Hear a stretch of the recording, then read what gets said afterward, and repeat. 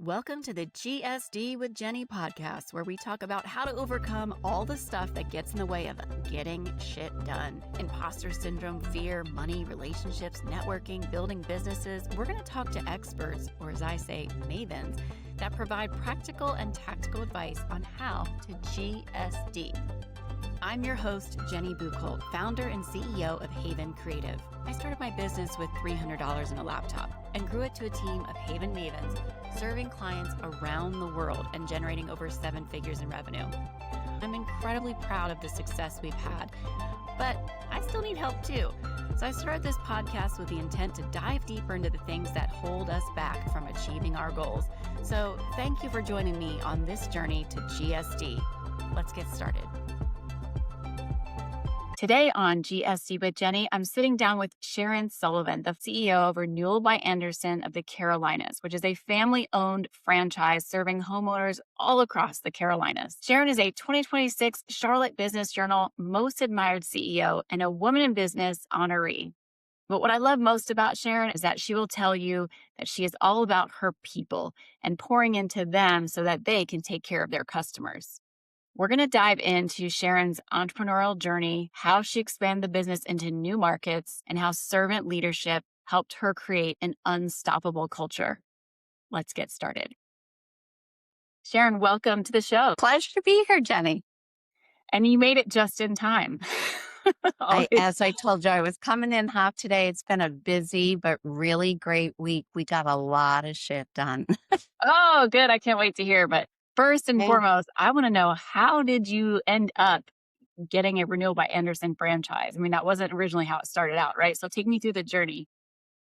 Oh, I've been in the working world a long time, and it's been a very, very winding road. Where I ended up is completely unexpected, frankly. Started my life out in sales, have a degree in marketing, actually. And went the technology sales route. So I was one of a handful of women hired by NCR Corporation back in the day. Most people know them for ATMs and cash registers.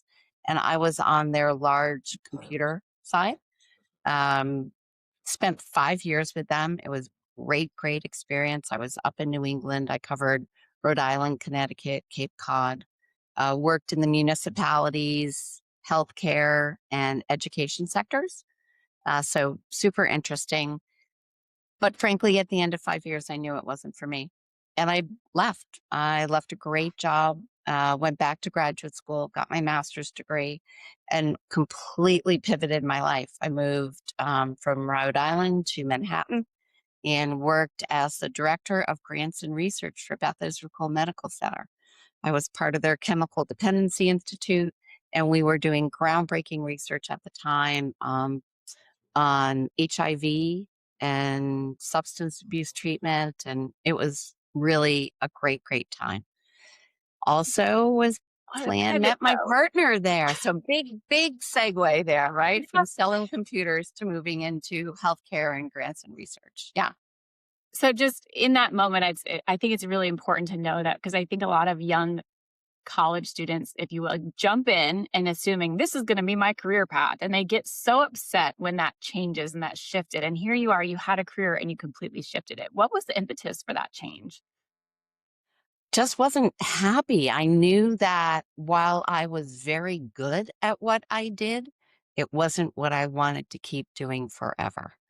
I had a great mentor when I started my career at NCR.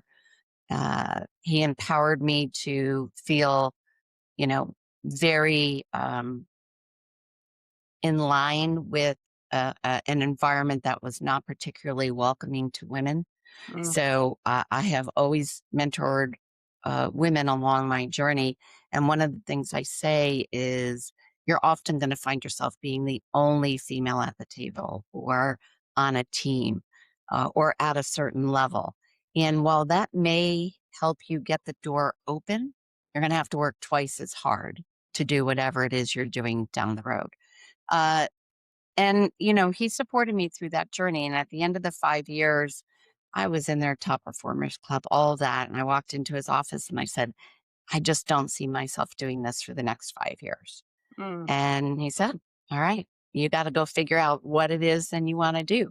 So I'm a very big believer in your path is going to be a road with a lot of branches coming off of it, right? It's a winding road. I actually went back and spoke at my university last fall to a senior graduate group. And that was my theme was it's a very winding road and you have to be willing to kind of go around the next curve and not think that it's going to be a straight line. Yeah, I think that's such an important thing for people to understand and hear over and over again because we're in a society of like so fast, get it figured out, go, and failure is not accepted, and Yeah. the pressure. Um, No. And so I think part of that message, the important part is you don't necessarily have to have failed to pivot, right? right, You could be good at something and then still know that that really isn't who you are or where you want to be. I'm And glad it's you called out okay that. to make that choice. Yes, I'm glad you called out that too, because it is really important. It's like that I think of that delegate to elevate tool in EOS. I love it and I'm great at it. I like it or I can do it, but I don't love it. And that's a very important distinction. You're right. Because the things that we love give us fuel and the things that we can do drain us. And I had a similar change in my career path as well. Kind of Yeah, sounds similar to what you're saying, where I was like, I just because I can do it doesn't mean I want to live and breathe this exactly. career. Yeah. Sometimes it's harder to leave things you're good at, Yeah. right? Yes. Yeah, fair. And so you did make that pivot and then you came out and working in Make a grants, pivot. but then how did you get to Renewal by Andersen? Okay, so there's another big pivot in there. Met my husband along that piece of my path, got married. He had a great, great opportunity down in South Florida. So we got married and picked up and moved to Fort Lauderdale.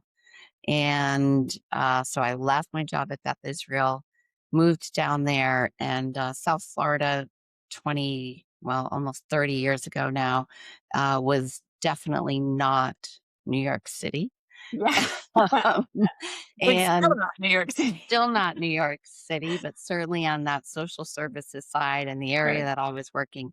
So I again just carved my own path. I met a woman through some volunteering who was an attorney originally from New York and Buffalo. And she had moved to South Florida. And over a period of a couple of years, as we got to know each other, we opened up our own consulting agency. So we had a group called the Alchemy Group and we were not for profit consultants. So we went and we had probably a dozen clients where we helped them do development and fundraising. Um, we married both of our skills, right? So I took my sales skill and my passion for not for profit work and moved that into helping a diverse portfolio of clients just become better. We had a great time. We did grants writing. We did that for about 10 years. And then one of my clients hired me, and I went in house and ran their foundation, did that for about 5 years. And then Wow. the local university came knocking and said, we would like you to move over to this larger, again, bigger pond. And I was executive director of advancement, alumni affairs, and community partnerships for a university down in Fort Lauderdale. Not to Um, mention, you are also a mother during this time. I'm a mother of 3 kids in 4 years, so Yeah. yeah. So I feel like some people might hear it go, yeah, that's probably fine, but I bet she didn't have kids. You know, had kids, did the whole PTA president, cookie mom, Of course got you 2 scouts, did all the sports. My son was a, hockey player in Fort Lauderdale, Florida. He actually played for the Junior Panthers. But, back then people were like, "You what? You play hockey?" Yeah. So we had all that going on. Wow. I think the years that I was consulting was a large result of um, it gave me the flexibility, right? We ran our own consulting business. It gave us the flexibility to be present for our families, but still keep ourselves busy and engaged in the community and keep our brains mentally nimble. Um, when I took the first job at the foundation, it was actually a foundation for the high school that my kids went to. I'm not sure they loved that I was quite that present during Fair their high balance. school years. I was very around. And then as they were finishing up and moving on to college, I moved to a university. None of them attended the university I worked at, but it was a chance for them Hey, to let me have it. graduate and me to graduate. I'm glad you're saying that too, because I think I had a story in my head when I was starting out going, there's no way I can be a mother and pursue my career. I probably should do this first and then become a mother. Or when I did start doing my entrepreneurial journey, I got a lot of judgment of, but you're a mom, and the shame and guilt that can sometimes come with that. But what I love about what you said is that you found a way to marry the two in a lot of instances, or you're able to consult. So you have that flexibility where you can to be there. Cause I think there's no such thing as perfect balance. I think the whole, first of all, I don't believe in you can have it all. Something is always going to take a front seat or a back seat at different points in your life. And any choice that people make that serves them and their families is the right choice. So I don't judge on those things. I know that for myself, I was a happier person and a better mother when I had myself engaged in other things. I was volunteering for years, and it was really my husband who said to me, if you're going to volunteer for 80 hours a week, just go do this. Like, just go do this thing you're passionate about anyway, Mhm. and charge people for it. And so that's how we formed this group. I had 3 women working for me at that point, and the way I got my first kind of then next formal job was we were consulting for a client that was looking to hire an executive director of this foundation. And I was on the search committee. So I interviewed and I helped them. And we were about 60 days into the search. And the chair of the committee just said, I need you to step down from the committee. And I was like, oh, I know we haven't found anybody. He goes, no, I want you to allow us to interview you. So you don't know, right? You don't know kind of where those networks and paths are going to take you. I'm a huge believer in networking. There's no such thing as a bad contact. I was thinking that. And what else do you think the trait was that led you to be okay with changing paths? Was it curiosity, a thirst for learning? Um, it's a little bit of both. It's definitely curiosity. I've always been driven by kind of what's the next big challenge, Mm, right? So if I've conquered something, what's going to be the next big opportunity? yeah. Where can I grow next? Where can I help the next person grow next? Loved working at the foundation. It was just a great environment, helped them implement a lot of things, got to bring kind of all my past experience to bear there. And similarly, when I moved to the university, it was a role, I took a role that was very specific. They wanted me to come in and do fundraising and event planning for the office of the president. And I'd been in the role probably not even 60 days. And I see an appointment on my calendar with the chief operating officer of the university. I'm like, oh, okay. What could this be about? Super sharp woman. Had come from St. John's University down to Nova where I was. So I go into her office and she has my resume out on her desk and she says, so you've been with us a couple of months and what do you think? I said, oh, great environment, really enjoying it. She said, I think we're really underutilizing you. If I understand right, you've done this and you've done this and you've done this. And I said, I have, but I'm enjoying the role I'm in right now. And she said, well, that's not your role anymore. I've already spoken to the president and we are shifting you to do this and this and this. Wow. So they took 3 jobs and rolled it up under me, basically, into a higher level opportunity. And credit to her, she had done her homework, right? She had looked and said, we're not maximizing this person's skills. Now, I had to be willing to step into that. Yeah. Um, very glad I did. She turned out to be another um, wonderful partner and mentor during the time I was at the university. We played off each other, in a role of a COO, and now I'm a CEO, right? So I've now moved again, and we'll get to the home improvement part of it. Um, but I got to watch her, first of all, recognize what her strengths weren't, and how to bring in the right person to supplement those strengths. And so it was a lesson in how do you surround yourself with good, strong people. You don't have to be all things to all people, nor can you be, right? As you kind of scale, you can't be. And so, very good lesson to realize that my role as a leader is to help develop other leaders and to know how to delegate things. Absolutely. And the fact that she recognized that early on, I mean, that is the true definition of leadership, right? To understand how do I Absolutely. empower others to do what they're great at? And I shouldn't be all things to all people. Yep. Yeah. Yeah. Okay. So you're there. Raised my family in South Florida. So we were there, 27 years. All the kids are out of the house.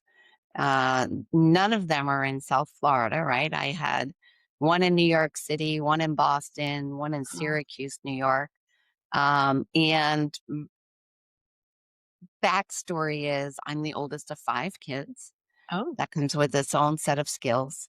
But one of makes a my, lot more sense now why you're such an achiever, though. yeah.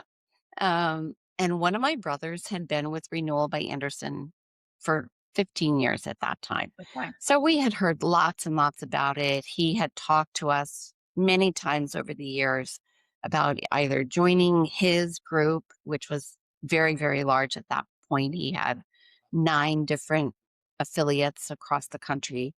Um, it just wasn't the right time. Larry loved his job. I loved mine. We were raising the kids. They were in college. We didn't really want to take that leap at that point because we knew it wouldn't be in Florida. It was going to require another leap of faith and a move. Um, but so they were all out. And we knew that the Charlotte, North Carolina affiliate was really underperforming and there might be some opportunity there. And so we cold called the owner. And it took us about 18 months to convince him to sell. And we were very strategic in picking the location. We knew that Charlotte was underperforming, but the bigger part of you know, our strategy was we knew that the surrounding markets had nobody in them.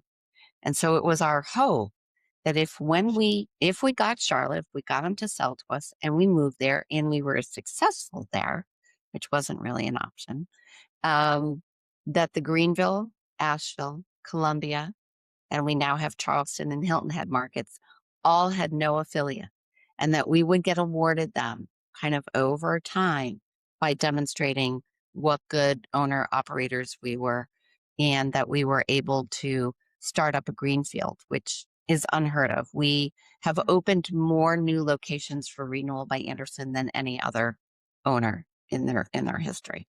That's amazing. And that's your sales background coming back in full It circle. kind of is. And my husband was in sales too. Oh, That's where we perfect. met. We met back at NCR way in the day. He stayed in it for much longer than I did.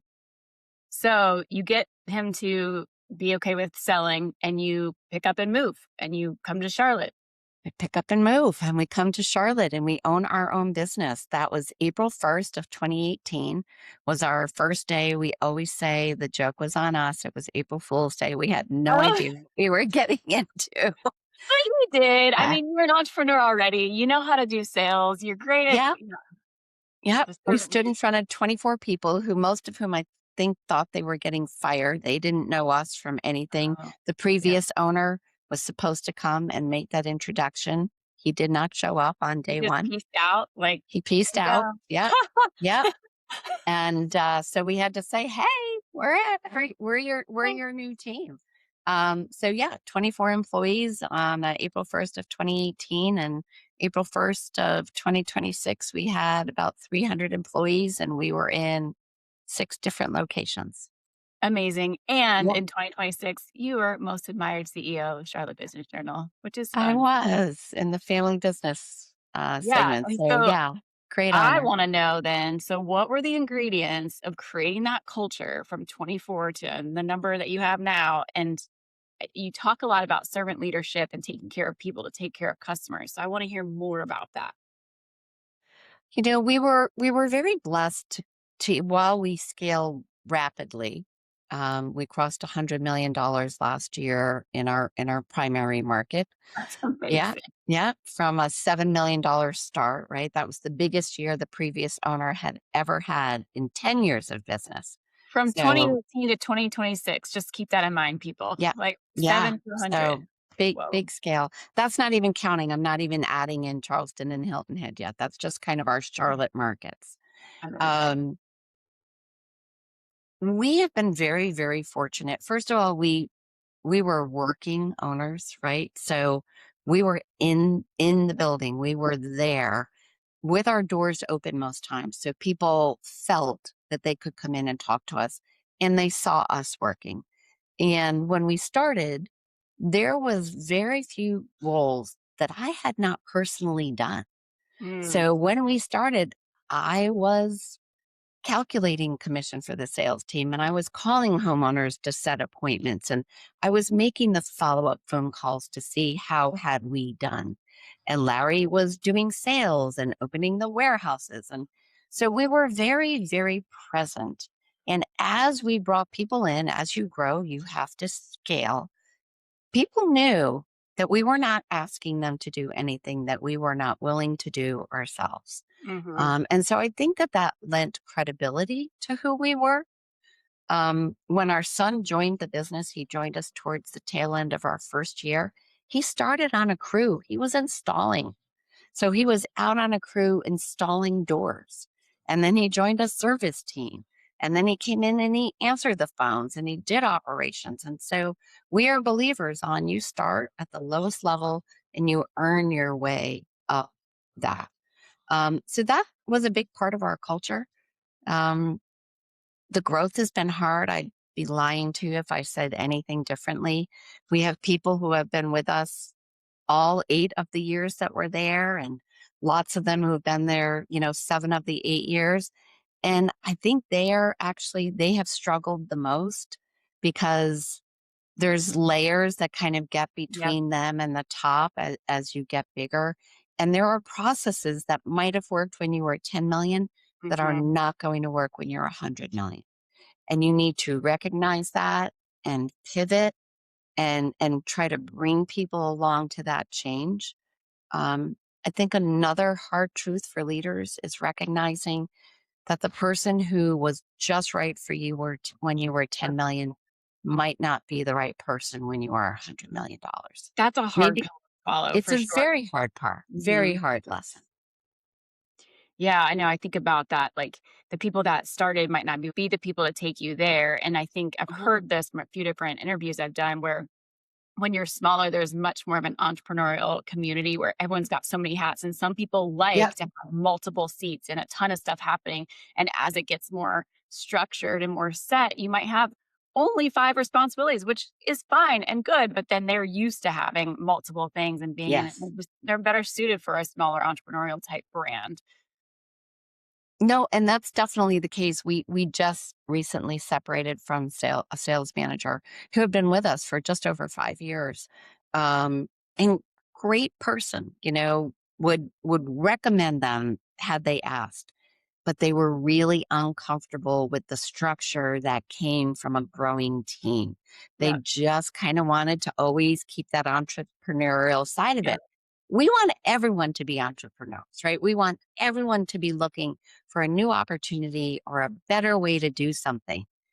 But we still need to keep certain processes in place that allow us to deliver at the scale that we are now.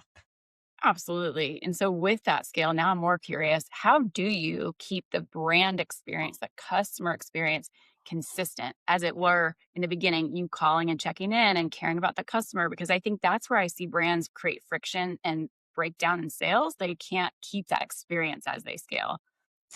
Yeah, I am super proud and will be very honest. So in Renewal by Andersen, they have a customer service award. It's called the Green Diamond Award.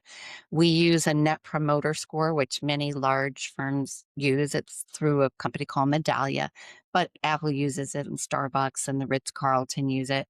And it measures customer satisfaction basically. And we do that at 3 points along our customer's journey. We do it at the time of sale. whether they buy or not buy. So we survey their appointment experience. If they do buy, then we survey them again after we install our product.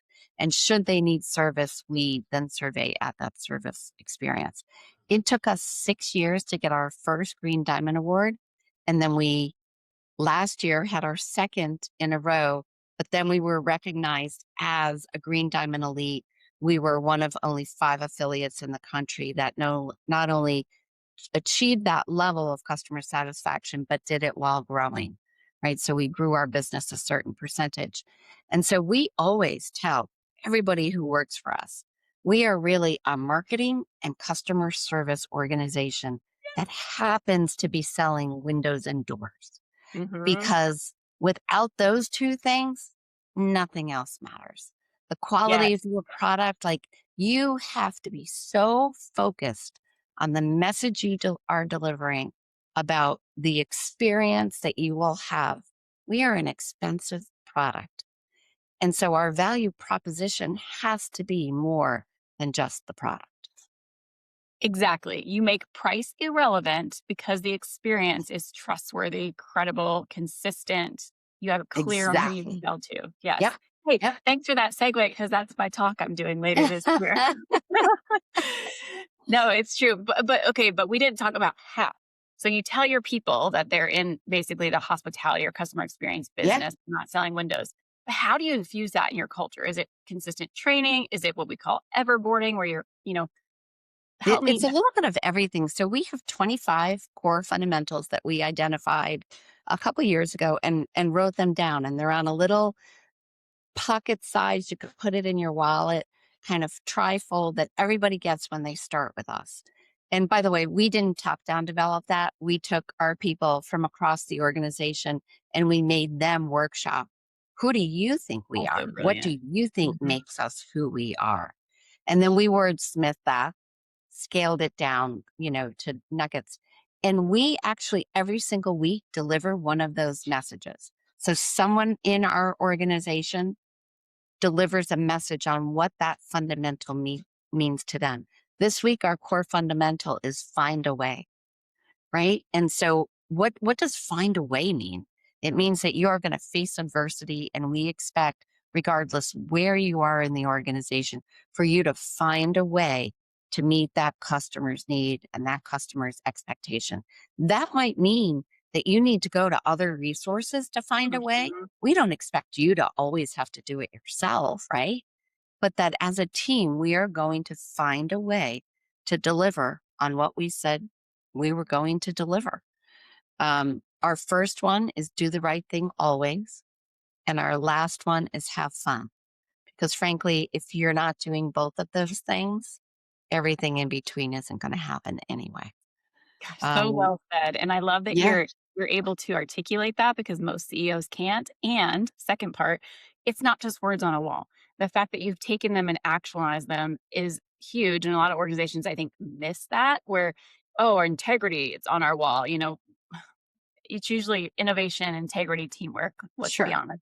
Yeah. But you've pulled them down and made them actions that make sense to everyone because my version of find a way might be very different than Joe's version of find a way. But now we have a language around it. It makes it more doable. Yeah.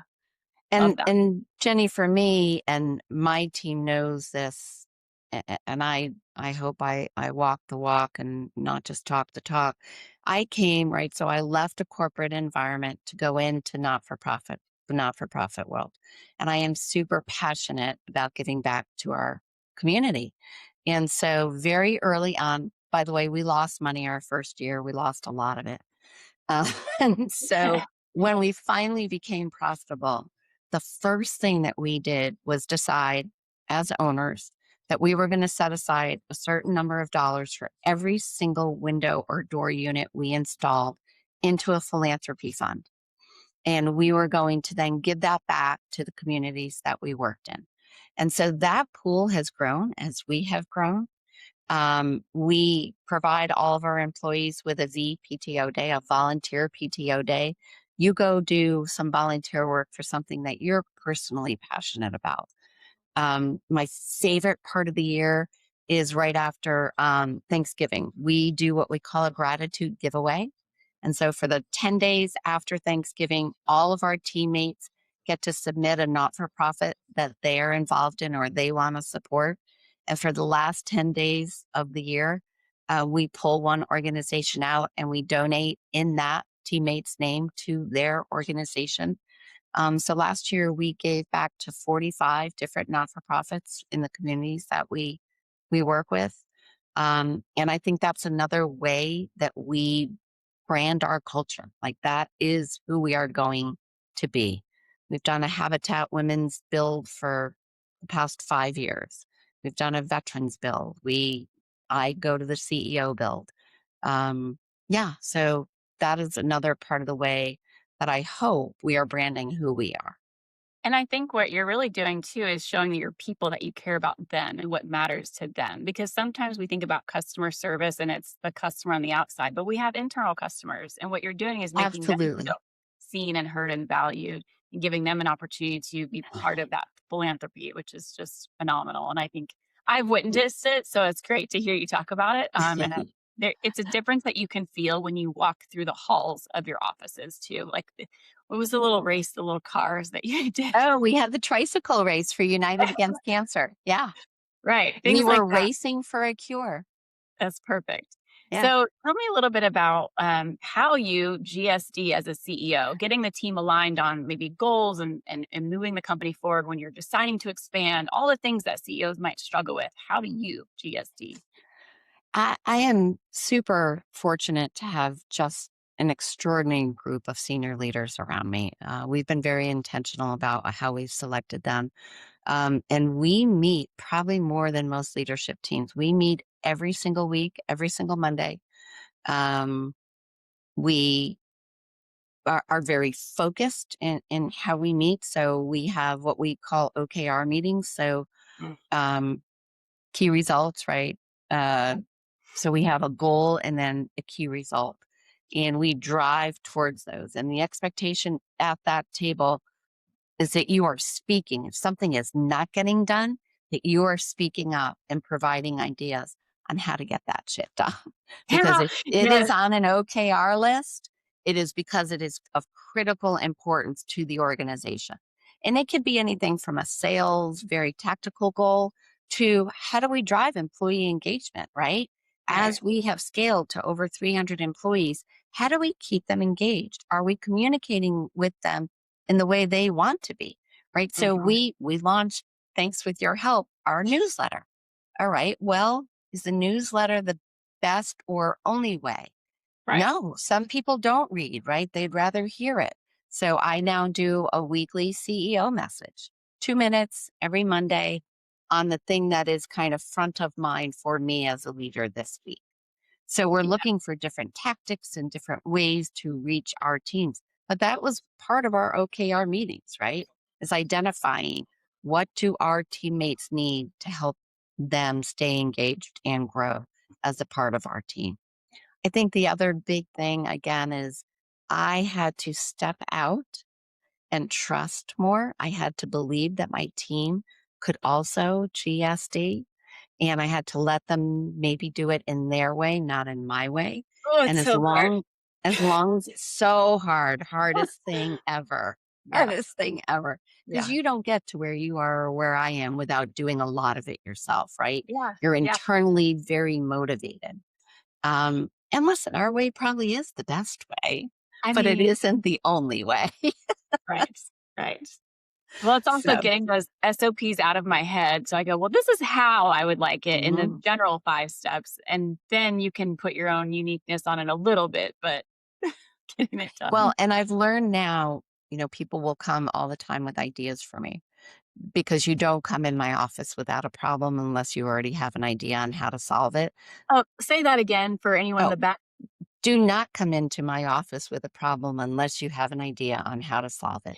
I am not your therapist. Don't put that monkey on my back. Yeah, exactly. And so now everyone's trained. They're coming with an idea. And sometimes it's more fleshed out than others. And so now my challenge for me as a leader is to say, all right, that's a good idea. I like that. Let's take that the next step. You go and write the SOP. You go and write how we can make it an idea into a reality, and then we'll take that next step. In the past, I would have put the SOP and the ideas on how to Mm, realize it together. And that's not the best way to do it, truly. yep. That's how you on a track to burnout that I've experienced anyway, Yes. trying to do all the Yes. things for sure. I Yep. want to go back to for the OKR meeting, how do you get to the OKR? So do you do an annual session to set the strategic We goals? do it quarterly. We actually do it quarterly. And so we are looking for key levers that will drive success in our business. And we identify different ones each quarter.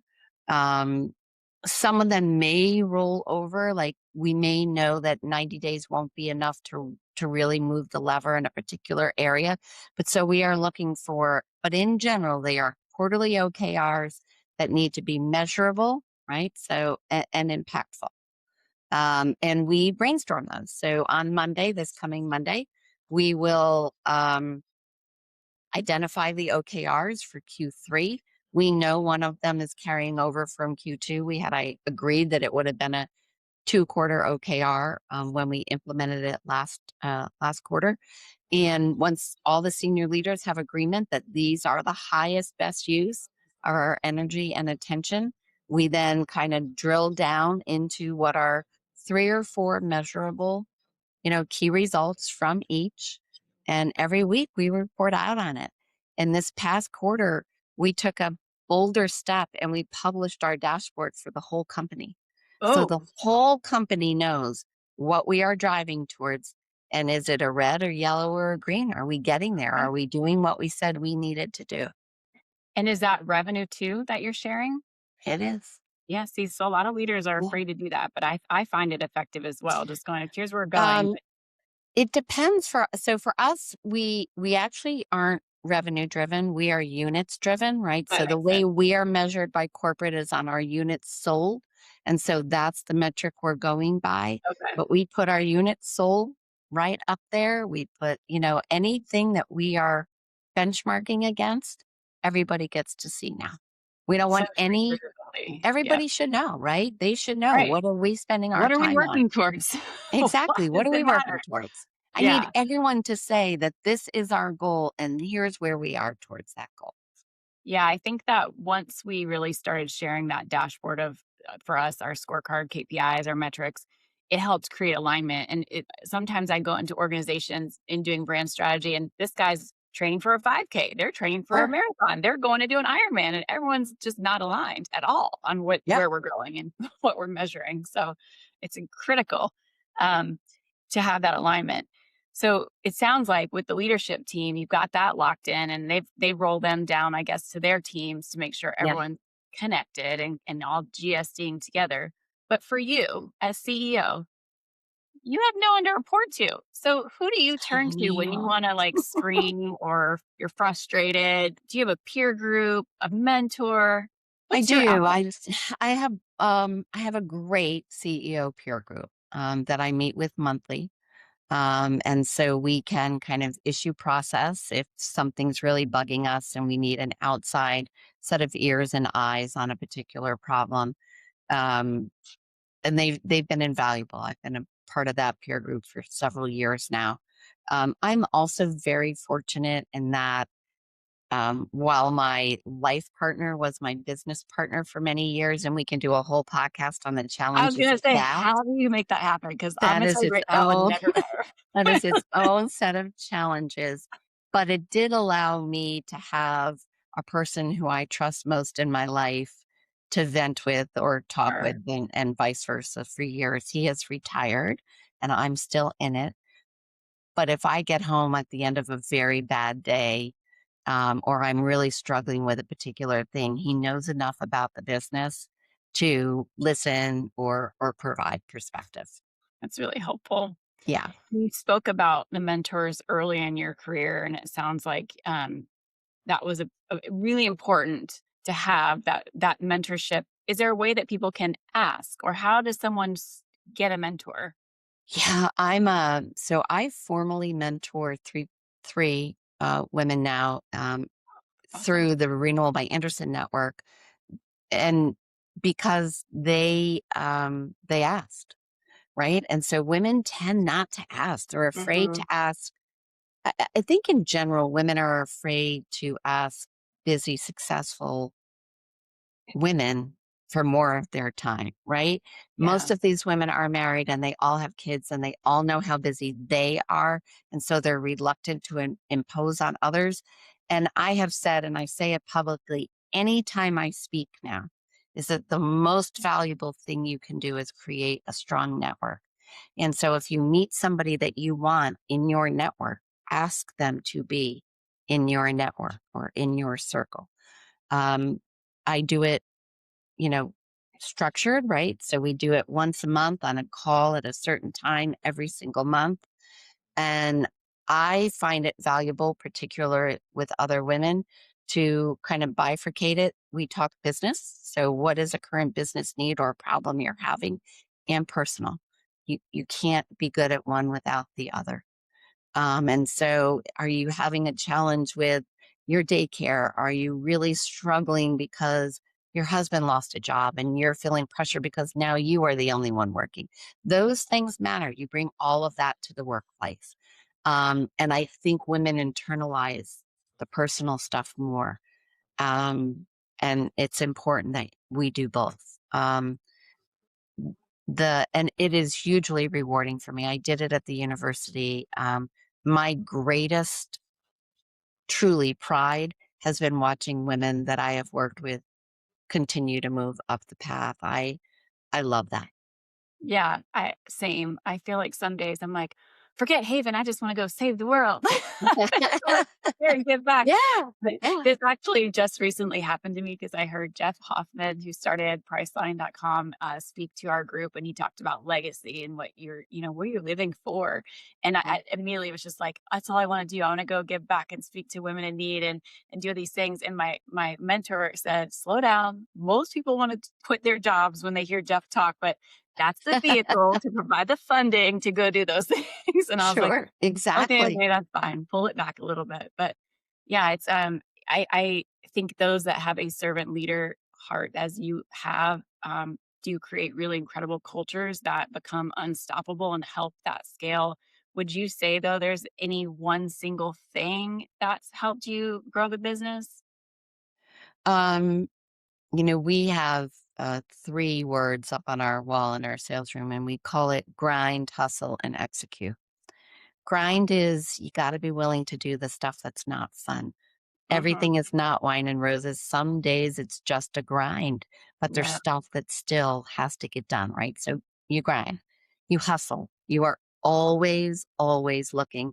We just had our mid-year town halls and we said to rooms of very disparate people, where do you think we get leads? Who generates our leads? And my answer was every single one of you. When you're standing at a gas station and you're talking to someone and they say something and you're like, oh, I work for a great company. Maybe they're a referral for a job opportunity, or you're out and you're talking, or you're wearing Yeah. our shirts. Are you representing our brand and you're driving our cars? Are you representing our brand? Are you referrals for us? So, hustling. And then the execute. Unless you can become an expert in what you do, everything else just falls by the wayside. You have to believe in what you are doing and execute at the highest level that you can in the role that you have. So those 3 things I think kind of embody everything else. That is a perfect way to end this episode because normally I ask about your favorite quote, but I think you just gave it to me, those And yeah. mottos. And it's also a great bow on getting shit done. So, yeah, thank you so much, Sharon, for sharing Oh, it's your time been my with us. pleasure, Jenny. This is awesome. Thanks for listening to GSD with Jeni. If you found this episode helpful, share it with a friend. For more ways to GSD, you can also find me on LinkedIn at Jeni Buchholz, where you can sign up for my Maven Mindset newsletter, or follow me on Instagram at Maven Jeni. Until next time, go GSD, Mavens!